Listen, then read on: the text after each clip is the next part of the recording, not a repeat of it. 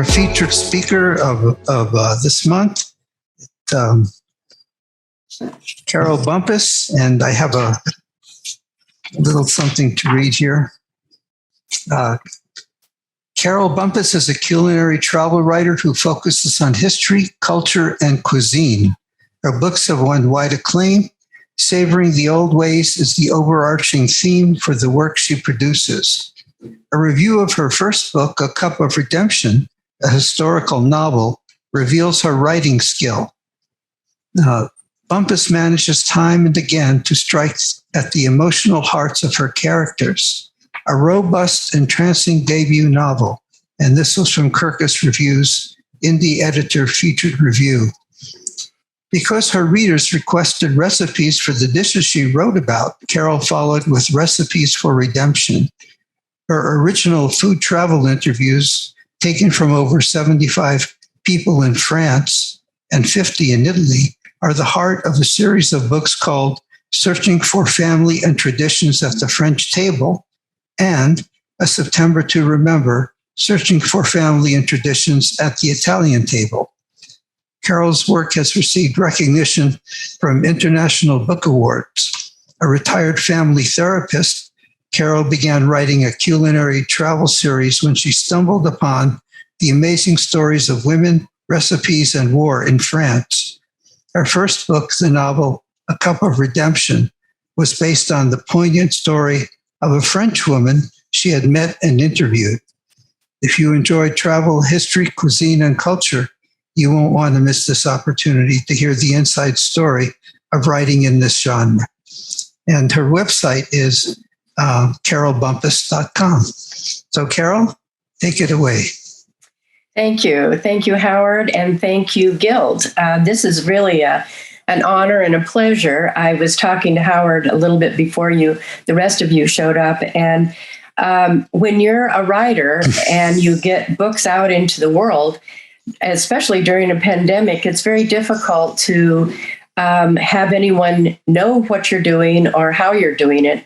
So any marketing always helps. But this is a pleasure because I'm also involved with a writers group, and I could not have done any of the writing, any of the books without the writers group that I've been in since 2008.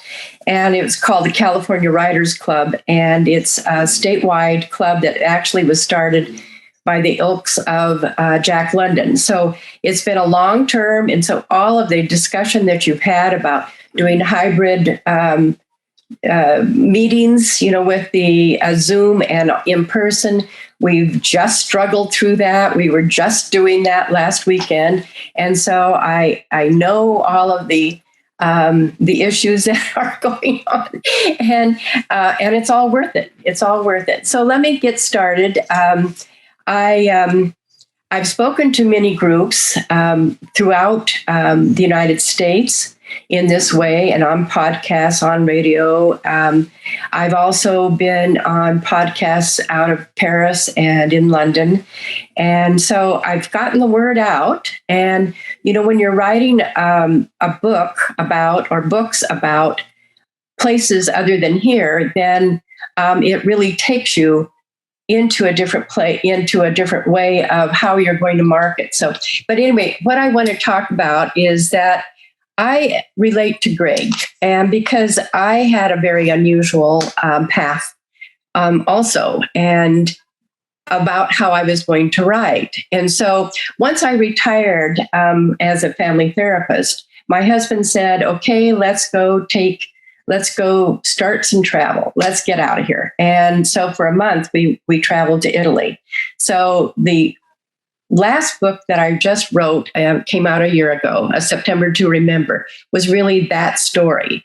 And it was hilarious because of the fact that we just didn't know anything about what to expect. And so it's kind of the stumble bum of how you do travel when you don't know what to expect. But it also opened my eyes to all of the other aspects. So we started traveling then. And then it was during that time that I thought, well, I need to find a gig to return to travel. And so I started to connect to, and I'd already been taking cooking classes, and I loved doing that. And so I kind of combined the two. And so if you want to get into my head and try to figure out how did I decide to write the way I did, it's the introduction to most of my books. And I say, right, have you ever strolled down a cobblestone street in a foreign village, past an open window, and heard laughter flowing out to greet you? Have you ever stopped to listen to the banter and wondered, what was it like to live there? In that house, in that village, and oh, what were those wonderful aromas? What could they possibly be having for dinner? And literally, that is how I began. I wanted to not be the tourist on the outside. I wanted to know what it was like to live inside. And being a family therapist, I wanted to interview those families. And so I did. I started to do that. So when I wasn't traveling with my husband, I began traveling with my culinary instructor, Sharon Shipley, and she had invited us to come over to Provence, and a group of 12 women. And it was an extraordinary experience about learning about the traditional foods and place. And I absolutely could not get enough of it. It was just the most exciting thing. And so I really was wanting to know more about the traditional foods. This is what I was all about. And so we traveled. I ended up joining her and assisting her in traveling to Italy and France to set up other culinary tours. So I'm gleaning the information. I'm interviewing families along the route while she was actually collecting the recipes themselves. And I would interview the families that created the recipes. I wanted to know their stories. And so it was kind of connecting into this. And I was telling Howard earlier that one of the stories, or one of the times that we were in the southern part of Italy, in Salerno, we were being given this, talk about World War II and what the battles were that were right in that area of Salerno and down in the Campania area. And this gentleman was a professor in Boston and teaching military history. And he was talking about how many Allies had been killed at this particular spot during World War II, and that there were this many Germans that were also killed there. And I asked, well, what about the Italians? You're in Italy. How many Italians were killed? Do you have numbers for that? And he said, no, they never collect that. That's called collateral damage, and there are no numbers. And I was aghast. I thought, how is that possible that these people lived this life and maybe died here in the process, and they weren't even counted? And so that really stuck with me, and it actually propelled me to look more deeply into families that had war history. Well, everybody does over there. Everybody does. And they still live their lives literally today, even today with the Ukrainian war. They have this in the back of their minds about how to survive and how to do this. So anyway, that was part of it. And so then as soon as I returned home from this trip, I happened to meet Marcel, and Marcel is the character in the book that I wrote, A Cup of Redemption. And but it all happened by a fluke, because I was introduced to her daughter, Josiane, in my hometown here in California, Northern California. And Josiane brought her mother, Marcel, over to teach me how to create traditional foods. And at first I said, in fact, I wrote in the book, so you are interested in learning how to prepare our French cuisine, Marcel said over the top of her coffee cup. Oui, madame, I said. I would love to learn what makes your cuisine world famous, your haute cuisine. Haute cuisine. Marcel took a bite of the tart as a twinkle flitted through her dark eyes. Oui, I said in my best French, but more than haute cuisine, I would prefer learning the fine art of traditional French cooking. Well, Marcel said, dabbing her lips, Madame, our traditional cooking is rarely considered fine, but we certainly keep a respectable cuisine pauvre. And that's when Josiane leaned over to me and said, cuisine pauvre means poor kitchen, peasant cooking. These are the recipes that have been handed down to all of our generations from our families. And this is the type of cooking that Mama taught me. That was the link. That was the moment that I needed to go in there, and I was looking at what were the foods. And so one of the ways that I would do this, it was how do I get started? How did I ask the questions in the interviews? How did I get into these people's homes and stay with them? And I did plenty. But part of it was I was asking the questions of what's it like to cook? What kinds of favorite foods did you have when you were a child? What foods did you have? Did you prepare as a young wife? What types of foods brings your family to the table now? And because there in France and Italy, it was very clear that the family table was the center of the household. That's where everything took place. And that's where I got my stories. And so I would ask them those questions, and then they would start sharing their favorite recipes. And invariably, I would get to taste them, and along with a glass of wine, it was all good. And pretty soon the stories would come out, and everyone had a story about World War II. Everyone had a story. And I realized that we here in the United States, who have never experienced war on our doorstep, had no idea and understanding, like we are now with the Ukrainian war. We don't understand what it would be like. So I wanted to know. And so anyway, I'm going to read just a little excerpt from the Cup of Redemption, which is this book. That was the historical novel that came out. And this was my very first interview with Marcel. And in this case, my character is Kate, and Josiane is Sophie. And so in this case also, because it was historical fiction, I changed the names throughout. And like, was it Greg? Greg said, he had a list of, I had probably 45 different characters. So I had primary characters, secondary characters, and tertiary characters for a while, because it was too filled with people. So anyway, let me just start out with this particular moment when I very first interviewed Marcel. And then you'll get an idea about why I went in the direction I did. With a little help from Sophie, Marcel slid onto her chair at the kitchen table. This appeared difficult as her feet did not touch the floor. But Sophie sat beside her daughter, and the lively French banter floated through the air like birdsong. The three of us had mutually decided to start with the lemon tart and coffee before beginning Kate's first culinary lesson. So while Kate poured the coffee and cut the tart, she found herself observing both women. Even though Marcel and Sophie were basically strangers to her, and I had just met them once at that point, they were settling in easily. Balancing the cups of coffee along with the dessert on a tray, Kate joined the mother and daughter at the table.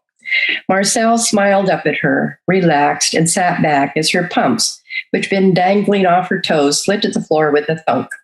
Her brown eyes sparkled as she picked up her cup and sipped her coffee. I'm curious, Madame, Kate said as she picked up her fork. What foods did you prepare as a young wife in France? Did you prepare the floating island dessert that we're going to prepare later? Ah, what foods did I prepare? In France? Marcel echoed the question. She threw her head back and laughed, her deeply resonant voice filling the room. But then she sat back in her chair as her eyes lighted on the birds fluttering outside the sliding glass door.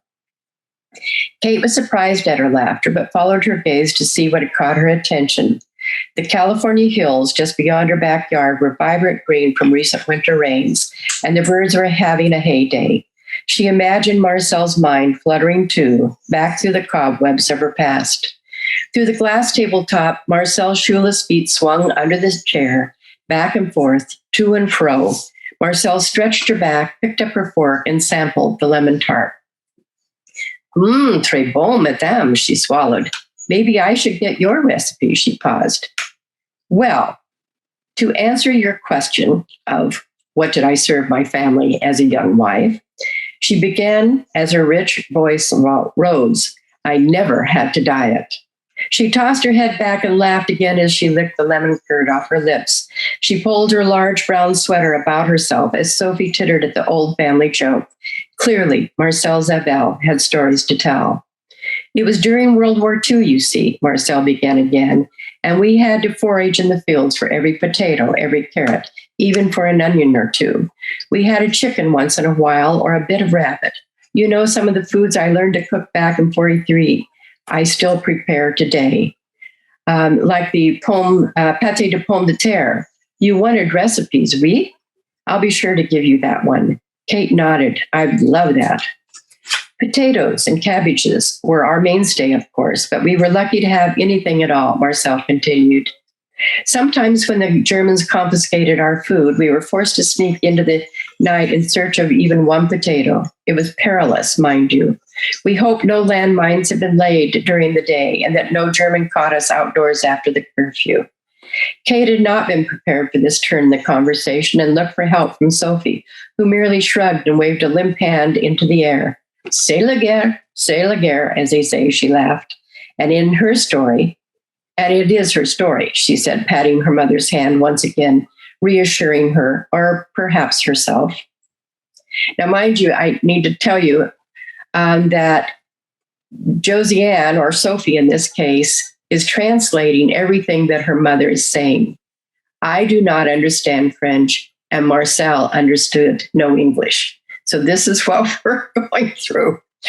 This is certainly not the story I expected, Kate thought, but wherever Marcel is willing to go, I'm willing to follow. It is my story, Marcel continued. But even when I close my eyes now, 60, 70 years later, I can still feel the fear pour through my body. She shuddered involuntarily as she clutched her sweater more closely about her. Her eyes drifted beyond the back windows to the finches, which were raising a ruckus in the bird feeder. A wild frenzy of chirping and tweeting brought a soft smile to Marcel's lips before she continued on. I remember German soldiers barking orders to search our farm yet again, she paused. Sometimes at night, I still can imagine their boat militaire or their jackboots, crunch, crunch, crunching across the gravel in the farmyard. She gulped down her coffee, grounding herself into the present. Kate wondered if she should stop her from continuing, but Marcel seemed determined to go on. We were fearful for so many reasons, but especially because we were harboring Le Maquis in our midst. Do you know Le Maquis, madam? No, I don't believe so, Kate replied, fiddling with her coffee cup. Well, Le Maquis were the freedom fighters, like the French resistance, in our rural area of central France. They were a loose-knit organization, but at the time, those young renegades were our only hope. I suppose that's why I fell in love with one of them and married him. She chuckled and speared another forkful of tart. Kate let out her breath and took a sip of her own coffee. The air had lightened with Marcel's laugh. War, announced Marcel, has a way of working on people and creating interesting bedfellows, you might say. She laughed again and winked at her daughter, who was obviously a product of this union. Sophie smiled as Marcel raced on. Voyez-vous, France was not only at war with Germany, but also with Italy. But our greatest enemy was our own Vichy government, and that's another long story, she said with a toss of her hand. But our biggest fears, madame, arose from the fact that we never knew who we could trust. Both sides within our borders, the Vichy and the Germans, were turning neighbor against neighbor. It was horrible. No one felt safe. Her wrinkled hand lifted again and lightly touched her brow as her face furrowed at the recollection. And we knew there were people in nearby villages who were against us for having the McKee around. It put everyone at risk, you see, and too many of us had known of family or friends who had simply disappeared or were later found shot at the side of the road. You can't know the fear we lived with, she uttered with a shake of her head. Sophie and Kate took a collective breath and then gobbled down bites of tart. How did you know what was happening? Could newspapers report any of this at the time? Kate asked. Everything was pretty much propaganda, but I do remember reading a quote years later by Jean-Paul Sartre. He, like me, lived in Paris at the beginning of World War II. Someone had asked him a similar question. What was it like? And he replied, how can the people of free countries be made to realize what life was like under the occupation? It is impossible for me to explain, she said, what it was really like. But if you're interested, I'll try, she said as determination rose in her voice. Her fingers ran around and around the handle of the cup. And Kate was entranced and nodded for her to go on. So as you can see, this was a real conversation that I had with Marcel and with Josiane, or Kate in this case, and it absolutely changed my life. That conversation changed my life. I was no longer, could I do these glib little questions about what kinds of food did you prepare, when these were the types of answers I was going to be receiving. And so then I changed how I went about asking questions, and I always included questions about World War II. So that's how that became more and more a part of what I was writing about. And so like Howard described that Marcel was actually born on the last day of World War I. She never knew where her last name came from or had ever met her father. She didn't know if he died in World War I. She didn't know if she was illegitimate because nobody would talk about it. Then when she was a teenager, she was raped by the boss's son. And she ends up having a baby out of wedlock on her own in Paris, and it's just before World War II begins in Paris. And so this is part of the story that I wanted to know more about. So we had made plans, the three of us literally made plans for us to travel together. And I was collecting all of these wonderful traditional recipes, but I wanted to know more of her story. Well, then this was obviously 20 years ago, and 9/11 happened, and we canceled our trip. It was supposed to take place that September, and so we canceled the trip for the time being. And the next month, Marcel died, and it was sudden. But Josiane was able to get over to her bedside before she died. And her final wish was, find my father, find my father. And she realized, one of the things that was so imperative to all of us is to know our own identity, to understand who we are. Who are we really? And being a family therapist, this was, I was really wanting to find this out myself. And not only that, her own son had, because he was illegitimate, did not know where his name had come from. So he carried his mother's last name. And so it was finding out who you are. And all of this was with the backdrop of war, World War I, World War II, and into the future. So anyway, I did take the time to go over with Josiane, and we spent about a month going throughout France, going to the very places that Marcel would have wanted to go. And so while we're gathering information about Marcel and her life, We're also asking lots of questions about the traditional foods, the regional foods, the cultural norms, the traditions, what sets this particular region apart, which is absolutely fascinating. It's just wonderful. And like I said, everybody wants to share something with you. They just can't wait. In fact, my very first cooking class was at Josiane's cousin's house. It was to learn how to make tagliatelle, an Italian dish. And it was their favorite dish. They loved that dish. And it's like, how is it that I came to France to learn to cook Italian? Well, there's a long, wonderful story about that. And that was the richest part. And the people were so kind and generous of heart. And they were always very eager to share their stories. And so I collected and collected and collected stories. Well, like, is it Greg? I keep forgetting who was speaking. Yes, Greg was talking about having extra pages. So I wasn't sure where I was going with this, because originally I was going to do the Savoring the Old Ways series of books about the interviews and traditional foods. But now I had this story that was Marcel's story. And so I had about the equivalent of 950 pages. And so you obviously have to do some kind of stripping down, because when I did get a contract to have my historical novel done, it was at that point, it was 650 pages. I at least had whittled away that much.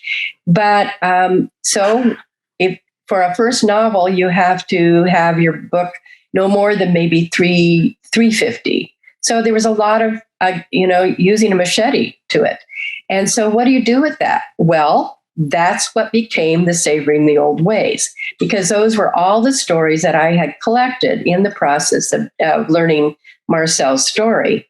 And so anything that was not Marcel's story ends up in the Savoring the Old Ways. So the Searching for Family and Traditions at the French Table 1 and 2 are those very interviews and stories and my traveling with Josiane.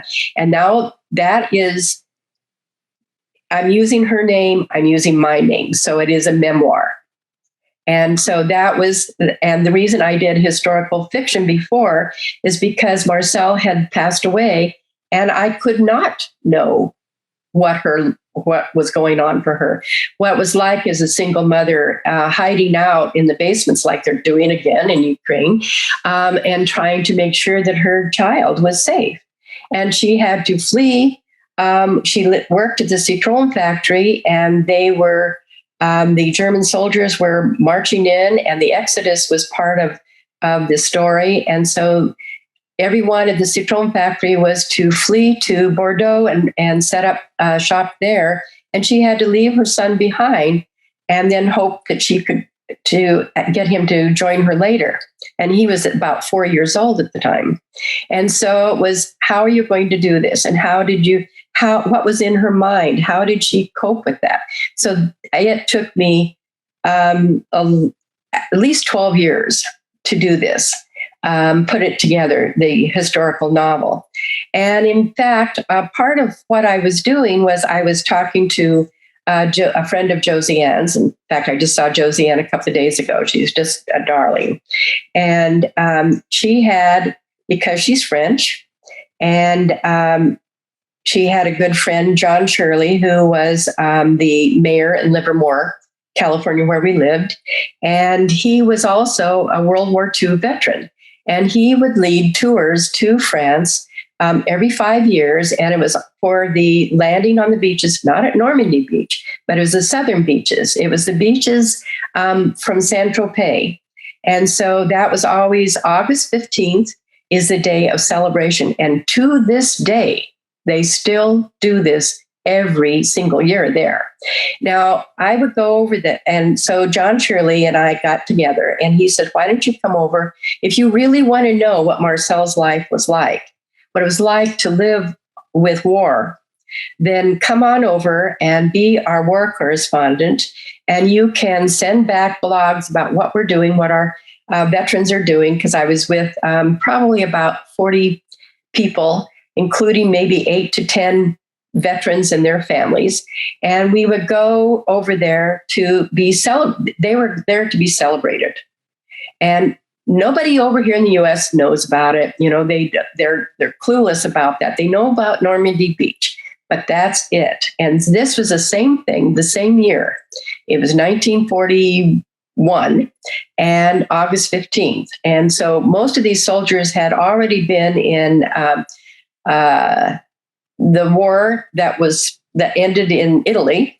And then they were shipped up to the coast, the southern coast in the Mediterranean. And that's where they made their landing. And so that included allies, and that would be not the Canadians, because Canadians came into the north, but it was the Australians and New Zealanders and the Brits were coming in to the south, along with our U.S. allies. We have this inane idea, I'm sorry to say, that we were the only ones that were there to save the day. Well, we certainly did help to save the day, but all of these veterans would tell you they did not do it alone, and they were only 17 or 18 at the time, and all they wanted to do was to be safe and survive.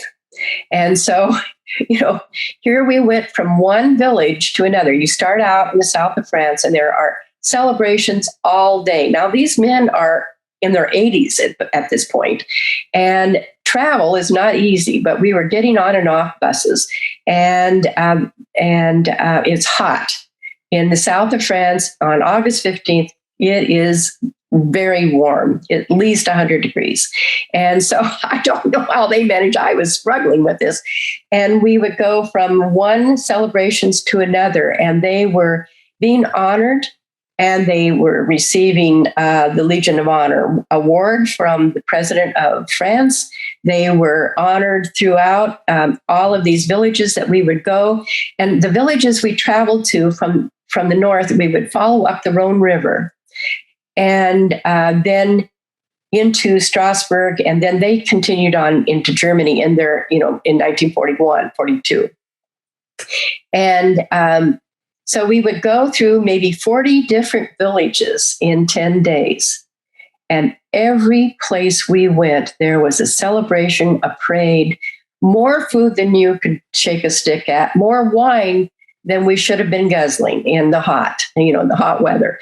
And I'm telling you, it was the most unusual and unbelievable, beautiful tribute to our men, because everyone, the mayors, the vice mayors, everyone came out to give tribute to our soldiers by thanking them and saying, we will never, ever forget. We will never forget what you've done for us. And in fact, little 4-year-olds or 5-year-olds are waving little tiny U.S. flags, and the whole thing is going on. So this part of it ends up being a little bit into, and so I met some Maquis that had been part of the resistance that I was writing about. I learned, and I was able to interview people there, what their experience had been during the war, and how they had hidden in their cellars until maybe the house was lit on fire, and then they would have to escape into the mountains. And so it's understanding the experience. But you're always they're always talking about food. You always have that, because everyone loves to talk about their favorite foods. And boing, that's where it came in. So it was kind of magical how that came up. So some of that story I have written a little bit into the novel, but I have not written anything about this actual travel that I had done. And I did that twice in 2011 and 2014, I think it was, or some 2009 and 2014. And then my novel came out in 2014, just like 2 months later. And so I was promoting that, but I was also celebrating these men. And it was a treasure of a time. It was an incredible time. And I never would have thought that writing a few recipes would lead to this particular trip. So, like I said, when I started getting all the pages together, and I removed all those, so I ended up having the novel came out, and like Howard said, then it wasn't even 6 weeks after my novel came out in 2014 that my friends were saying, well, you talk about food here and here and there. And I was referring to the foods that they were eating, even whether it was during the World War II or and one, because I go back in time to Marcel's earliest life and being before she was born even, and talking about the foods there. And that was in Brittany. So what do you talk about? You talk about crepes. You talk about, all the kinds of wonderful Calvados types of foods, and so they said, well, where are the recipes? Where are the recipes? Well, I'm telling you, I had them. I had them. Just happened to have them. But the interesting thing is, and this is buyer beware, if you decide that you want to do recipes in your books, it is a whole nother learning curve because you're having to learn how to write the recipes. I had to have the recipes translated, first of all. Then I had to have it translated into or made from the metric into the standard. So it was not quite what I, thought it would be. And I had not ever expected that I would write a cookbook. But this came out 9 months later, just as if I birthed the baby. And it was called what was it called? Searching for, I can't even remember it. What was it called? Anyway, it was a companion cookbook to the A Cup of Redemption, Recipes for Redemption. And it was a little tiny book that came out. And actually, that was so much fun to write because I got to go into all these different regions. It's all the different regions we went through and collected these recipes and then put down the recipe and wrote the little excerpt of why that was there in the original novel. And then here's what the recipe is and the history of that recipe and the history of where that came from. So it was really fun. I really loved that. And if you get bogged down in research, I'm telling you, you could really do a lot here. You can really get bogged down. So then I had all of these other stories that I felt not only I felt compelled to write the series because I had stayed in these sweet people's homes. They had shared their life stories some of them were very, very, very hard and tough, but survived and with a great spirit. And I owed them, I felt. I owed them this acknowledgement. So that was Searching for Family and Traditions at the French Table, books 1 and 2. And those were the original trips that I took. That was where I got the information about what was going on in Marcel's life, of which, by the way, you'll have to read the book, but we did find the mystery. We did solve the mystery. So that's part of the story. And you get to go buy it, or you can download it. And so all of my books are available probably anywhere, any bookstore that you can, or Amazon. It's on Amazon in around the world. That book is available anywhere. All of my books are available anywhere at any bookstore around the world. All you have to do is go in and ask. And because I had it, I got connected with this group called She Writes Press, and it's really just women's writing, but it's not romance at all. Obviously, mine is not. And they were willing to. I didn't want to go the agent direction because I felt like I was too old to get started on that, and so I was able to do this hybrid press, which had just come out in 12, I think.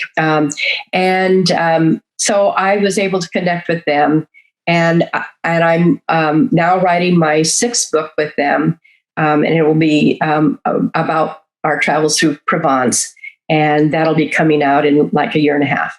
So, did I answer any questions here? Well, I just want to comment that how wonderful your presentation was.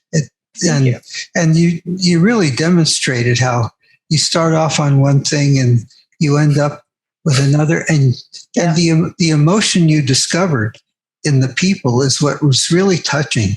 I thought, you really took us into the setting and the circumstances and the emotions, and yet the food was there as well.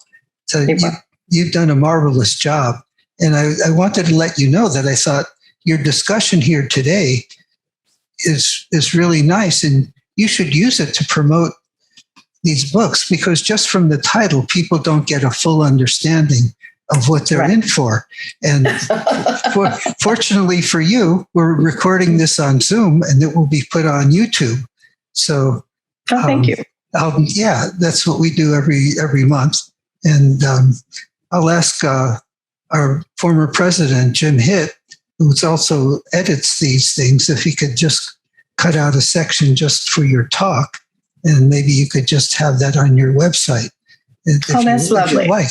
Yeah, that's lovely. We'll see if we can arrange that for you, because I think your presentation really evokes an interest in people to get into that emotional and personal part of it.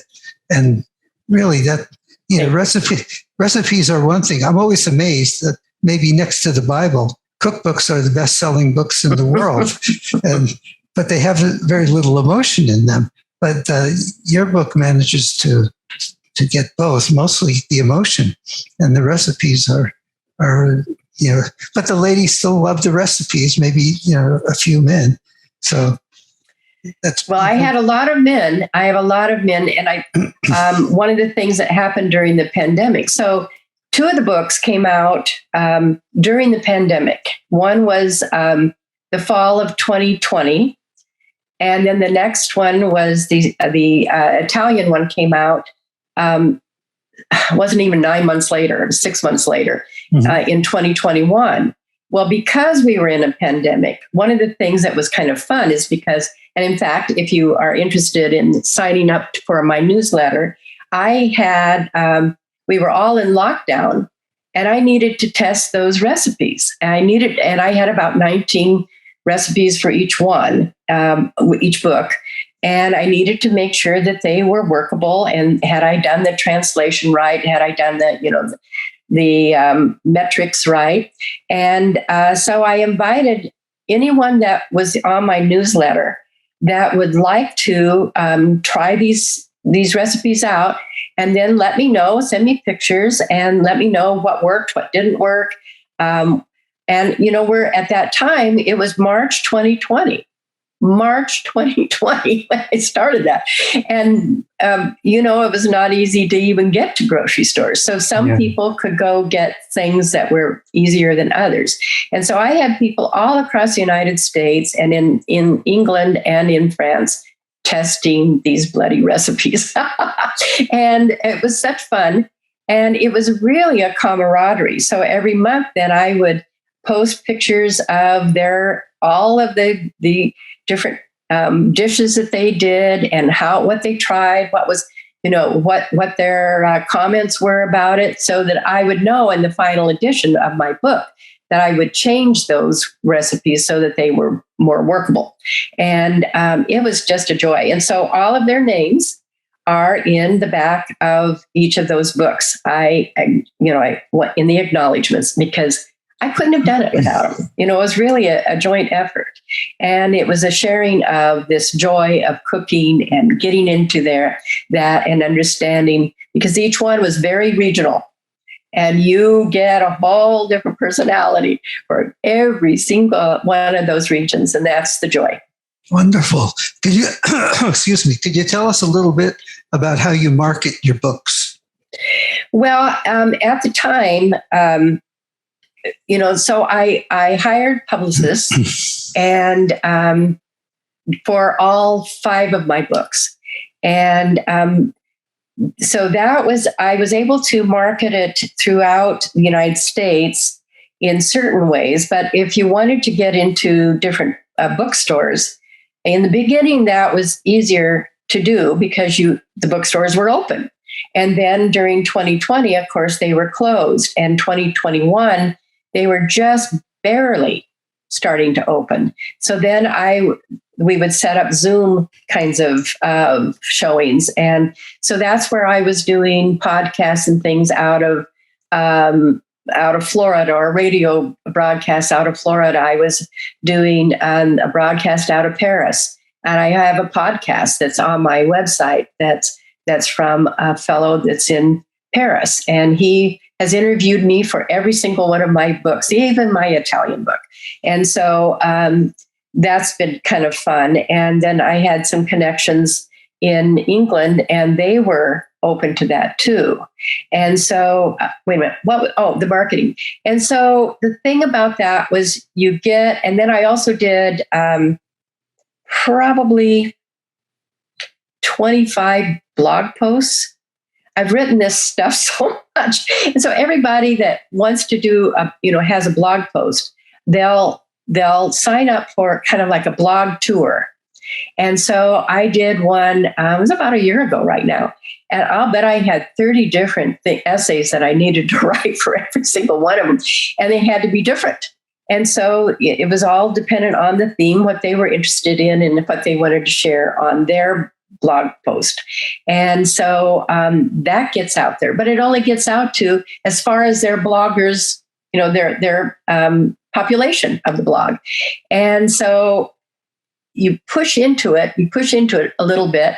And the thing that I was a little disappointed in is that it's very difficult to get into, I'm in San Francisco area. I just live 20 miles south. And there are so many, probably like your area, so many authors that have books coming out. And I'm telling you, if you're not absolutely out of a million book seller, they're not going to give you the time of day in the newspapers or any kind of press. It's very, very difficult. And so locally, it was very difficult. And I live right near Palo Alto, so I was able to get into a bookstore there, but only in Zoom. And that was great. And I've been able to go in there and sign books and do a number of different events. But it's been hard. It's been very, very hard because during once the bookstores opened, they would only bring in their very best, and they could bring them in by Zoom. They didn't need to close down the bookstore to do the event. So it's been a very interesting way to do it. And the thing about the PR people, I have a team, in fact, a husband and wife team that live in Tennessee, Knoxville, Tennessee. I've never met them in person, but they're just delightful. But they help you through your book launch. And then now the book's out, now the book is available, and they're gone. It's like, that's when I really need you. I really need you. So I am learning. I'm always taking classes. I'm always going on Zooms and learning things. I was on one not too long ago. MJ Rose, she's a marketing guru out of New York City. And she was saying, marketing is just getting your book cover in front of people's faces. And you have to have the book to be able to do that, because you cannot buy them easily. You can't go, they need to be in the library. They need to be in all these places. Well, they haven't been open, So, but the thing is, like the awards programs that you announced, one of them is Forward. I think it's Forward Reviews. They send out to thousands of libraries all of this information. So all of my information goes to all of these different sources, not just bookstores, not just, I can get my book can be in Costco, it can be in any Target or any place like that. But the deal is, how do you even know? It's like Greg was saying about going into a library. When you see thousands of books, how do you know that your book will stand out? Well, I think the thing that came up was it's the covers, the book covers. And here's the cover of the September to Remember. And it's all of I don't know if you can see it, but it's all of the different regions we traveled through and some of the foods and wines that were there, and that you will find the recipes in the back of the book. And it's the same way with the other two French books. So it's a very beautiful, oh gosh, I should have popped those out. But anyway, they're really, well, wait a minute. I do have something, just a second here. Can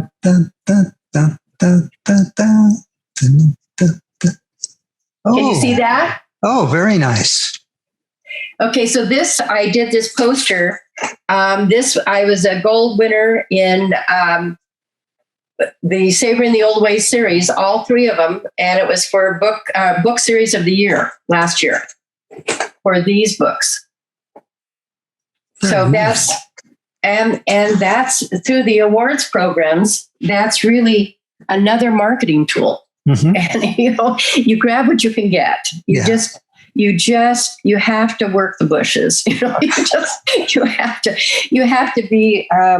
And it's hard to find time. Like Michelle said, it's hard to find time to write. In fact, I've got to get the manuscript done for this next book. I've sort of started it. I need to have that finished in probably 6-9 months now. And, I don't have that ready yet. But I'm doing a lot of things that you're doing. And that's, I volunteer heavily with our writers groups. And I do it on a statewide basis and on a regional basis and local. So I'm very, very involved in trying to help writers write. That's our motto, writers helping writers. And so it's encouraging them and getting them into critique groups, Valerie, and because it's so important. It's important to try to do, put out, if you want to do it, you have to have a goal first. Do you want to write for your kids, or do you want to write for a larger audience? You need to have kind of focus on that. You need to take some classes to figure out what style you want to write in. And I went all over the map. And when I started writing, I had not taken a single class. Well, I have now. And I teach classes now. In fact, I'll be teaching almost what I've been talking about with you today for the San Francisco Writers Conference. It's a class that I'm teaching next month. On, so you want to be a culinary travel writer? Are you sure? That sounds inviting. Are any of your books audiobooks? Not yet. It's very expensive to do that. And the other part is all of them have other languages in it. So I would need to find someone who can really cross that border well. And it is expensive. And so I've been focusing on trying to get these books out. And then the last one came out almost a year ago, and I've just been catching my breath because I actually put out 3 books within 18 months. And don't ever do that. Do never, ever, ever do that. If you will just kill yourself in the process. And I was going from French to Italian to French to Italian, and all of the recipes that we had to go through. And I'm telling you, the Italian editors would look at those recipes and, oh, no, you can't. That's not how you spell that. No, you can't do it that way. And it was all regional. or dialectic. It depended on who was reading it, So, oh gosh, I think I wrote it, 16 times. So anyway, you don't know what you're getting into, and so that's a good thing.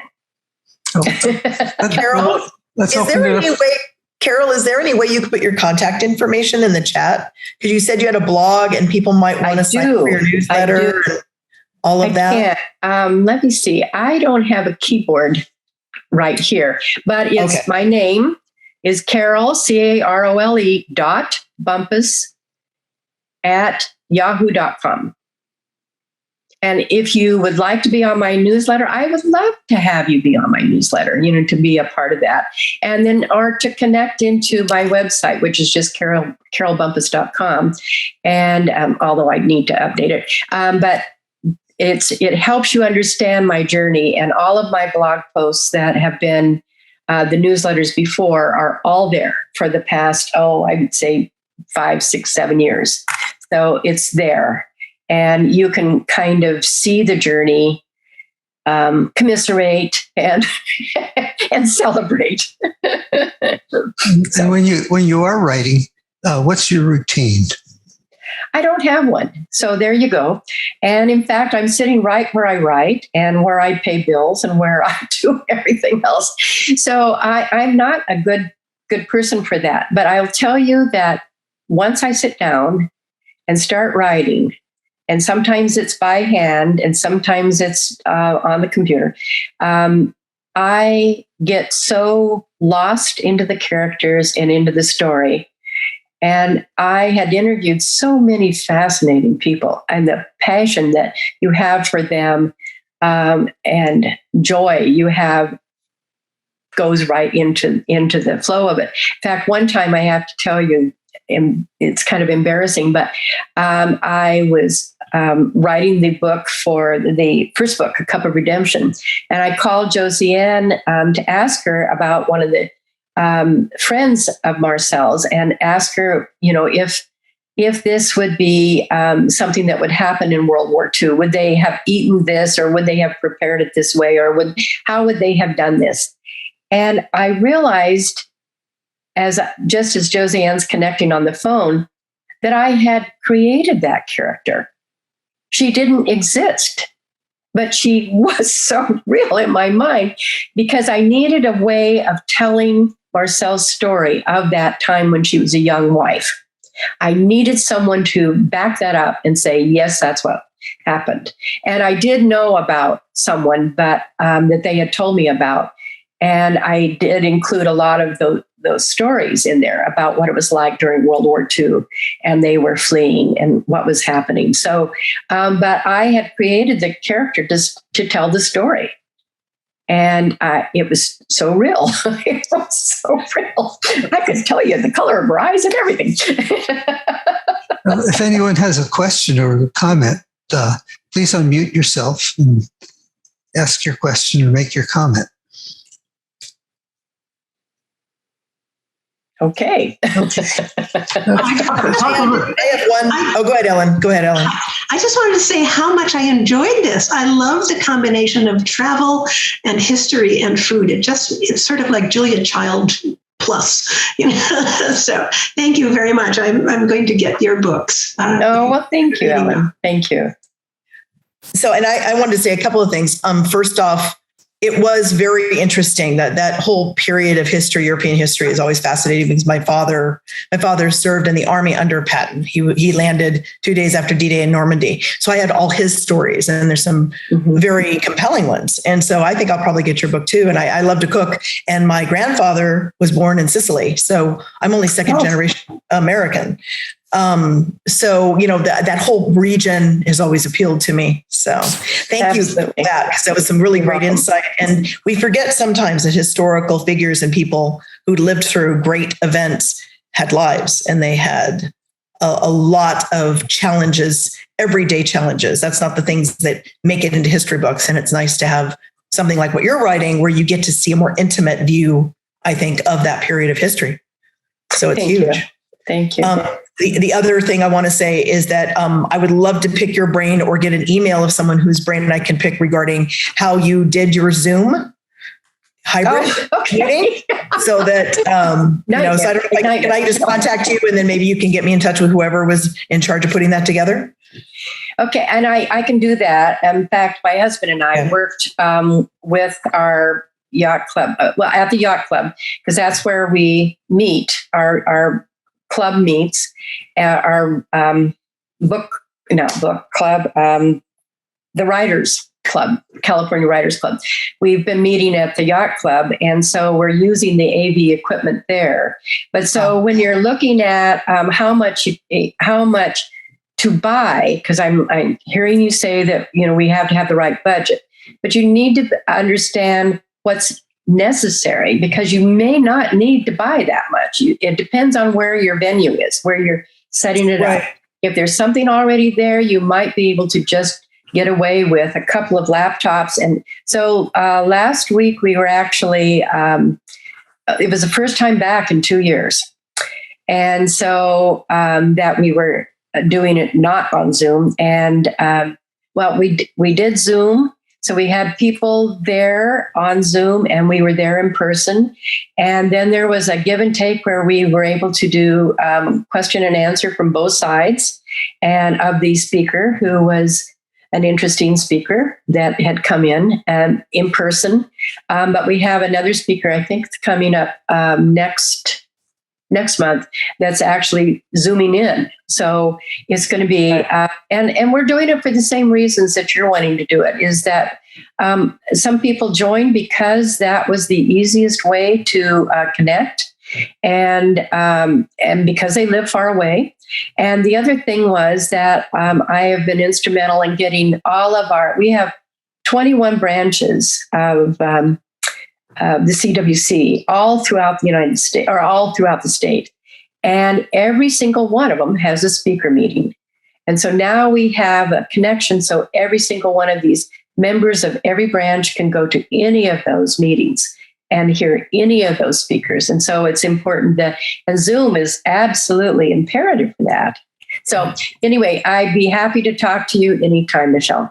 Okay, thank you. Thank you very much. Dennis? Would you mind talking a little bit about your publicist and what they were able to do in the process and engaging them and everything? Well, the process was expensive. Let me say that. And what you need to do in your next life is become a publicist instead of an author. But anyway, but they would read the book, and they would. And I would connect with the publicist like I would if I had gone through an agent. And they need to be on board with your book.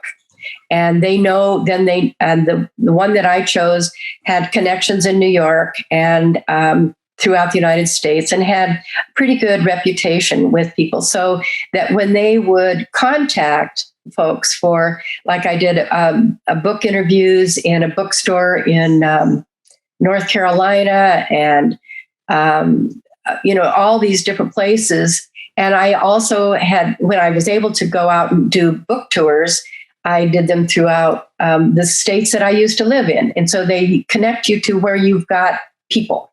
And so you're always trying to piggyback on and not read, because you can't just I would walk into Austin, Texas, into Book People, and I had lived there for a few years. And in fact, that's where I started writing the novel, was when I was in Austin.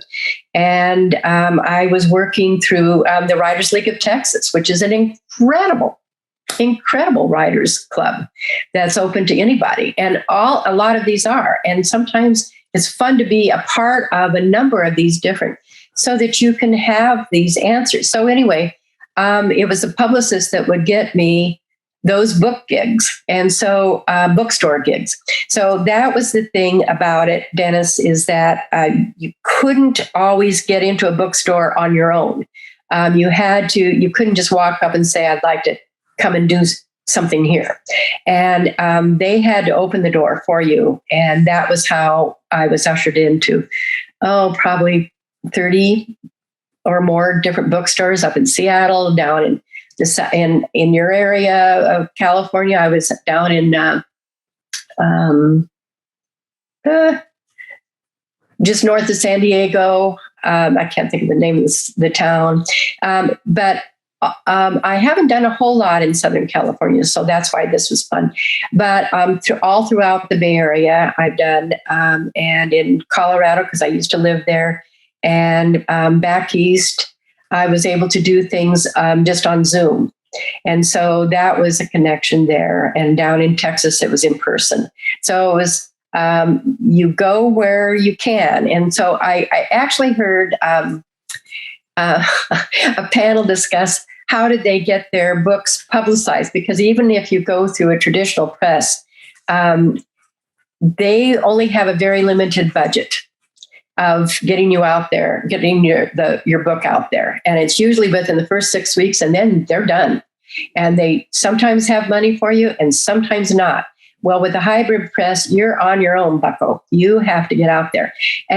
But you go to places where you have family, friends, and you can bring in a group. You can bring people in. And that's what your goal is. So you have to work extra hard.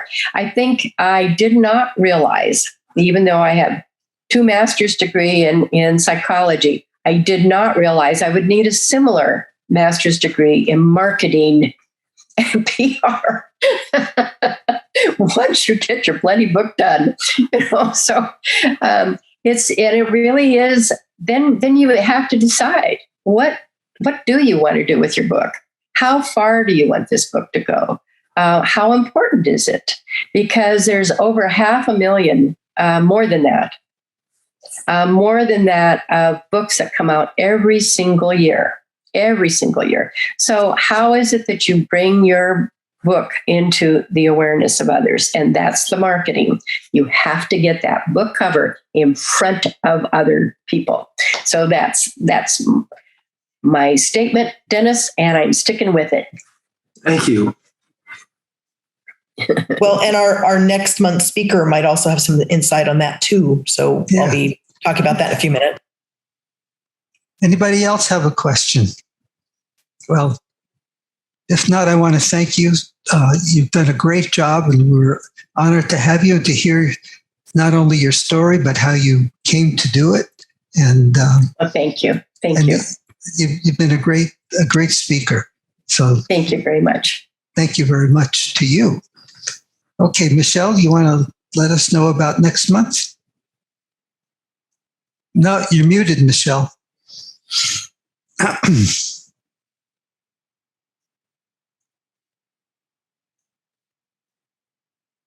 Can you unmute? Working on it. I was bringing up my information to share about our next speaker, and it kept me from finding my unmute button. Sorry about that. So this kind of segues with the last part of this conversation. Next month's speaker is Fawzia Burke, who is a book marketing expert and pioneer of online book publicity. She's the founder of the president of FSB Associates, and she spent more than 25 years publicizing books by best-selling authors such as Alan Alda, Ariana Huffington, Deepak Chopra, Sonia Renee Taylor, Ken Blanchard, Charles Spencer, as well as many first-time authors. In 2019, she co-founded PubSite, which is a platform for building author websites and used by authors like Tom Clancy, who is one of her clients, Robin Cook, and hundreds more. Or I should say he's still around, isn't he? Can't remember. Fawzia also does consulting and offers a power hour for authors needing marketing advice. Whether you're a first-time author, welcomed by the idea or overwhelmed by the idea of building a brand, or an experienced author wanting to take your marketing and publicity to the next level, Fawzia can help. And she's also the author of Online Marketing for Busy Authors, and is also based in San Diego. She will be speaking via Zoom on the topic of building a website and selling more books. It's the importance of an author website even before you publish your book. So we'll be sending out flyers on that. And Carole, you are more than welcome to attend next meeting. So I'll make sure that you get a link to that. Thank you. Thank you. Okay, well, is there anything else before we say goodbye? Okay, you want to say goodbye in French for us, Carole? Au revoir. Bon voyage. Bon voyage. Okay, until next month. Thank you so much.